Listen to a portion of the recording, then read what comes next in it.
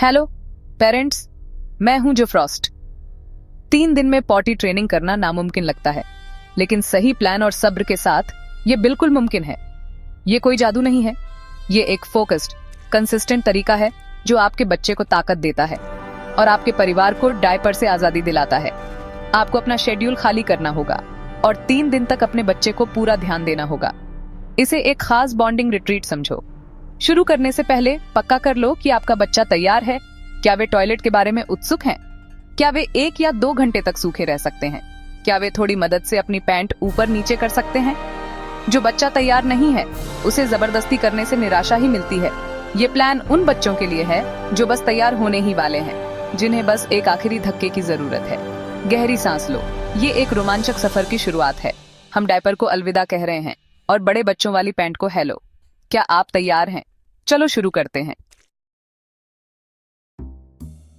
कामयाबी तैयारी से शुरू होती है। पहले दिन से पहले अपना सामान इकट्ठा करो। एक पॉटी चेयर या 2, एक टॉडलर सीट इंसर्ट और अपने बच्चे को उन्हें चुनने में मदद करने दो। बड़े बच्चों के अंडरवियर का स्टॉक कर लो। इसे मजेदार बनाओ। अपने बच्चे को उनके पसंदीदा चुनने दो। आसानी से पहनने वाले बॉटम्स लो ताकि पॉटी ट्रिप जल्दी हो। हाइड्रेशन जरूरी है। खूब सारे ड्रिंक्स और नमकीन या पानी वाले स्नैक्स रखो ताकि बार बार पॉटी करने की प्रैक्टिस हो। हादसों के लिए तैयार रहो। पुराने तौलिए, क्लीनिंग स्प्रे और बदलने के कपड़े तैयार रखो। एक इनाम सिस्टम सेट करो। हर कामयाबी के लिए स्टिकर या छोटी मोटी चीजें। अपने हथियार तैयार होने के साथ आप बूट कैंप के लिए तैयार हैं। बड़ा दिन आ गया। डायपर को अलविदा कहने की रस्म से शुरू करो।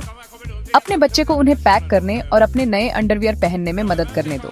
अब से आपका बच्चा सिर्फ अंडरवियर पहनेगा ताकि बॉडी अवेयरनेस ज्यादा हो। आपका मिशन, अपने बच्चे को ध्यान से देखो। एक साफ सुथरी जगह पर रहो। पॉटी पास में हो। हर 15 मिनट में खुशी से याद दिलाओ, पॉटी करने का समय हो गया है। इसे मजेदार बनाओ। गाना गाओ, पढ़ो या बात करो। हादसे होंगे, शांत रहो। अपने बच्चे को सफाई में शामिल करो और इसे एक साधारण गलती मानो। जब वे कामयाब हों तो जोरदार जश्न मनाओ। तारीफ करो, गले लगाओ, हाई फाइव करो और एक इनाम दो। पहला दिन लगातार याद दिलाने, हादसों पर शांत प्रतिक्रिया देने और हर जीत पर बड़े जश्न मनाने के बारे में है। इसे पॉजिटिव और कंसिस्टेंट रखो। डे 2 में स्वागत है। आपने डे 1 पार कर लिया। अब उस नींव पर बनाओ। पॉटी ट्रिप के बीच का समय 25 या 30 मिनट तक बढ़ाओ। पूछना शुरू करो, क्या तुम्हें जाना है? ताकि तुम्हारा बच्चा अपने शरीर की बात सुनना सीखे। उनके इशारों पर ध्यान दो। हिलना डुलना, शांत हो जाना या खुद को रोकना और इन्हें सिखाने के पलों के तौर पर इस्तेमाल करो।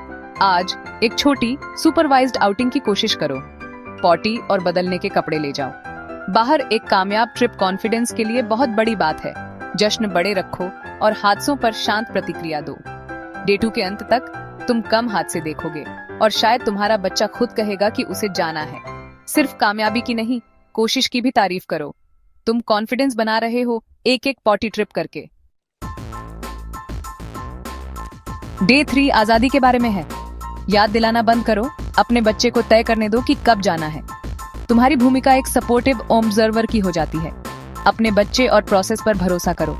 पॉटी को दिखने वाली जगह पर रखो और फ्लूइड्स देते रहो, लेकिन अपने बच्चे का पहल करने का इंतजार करो।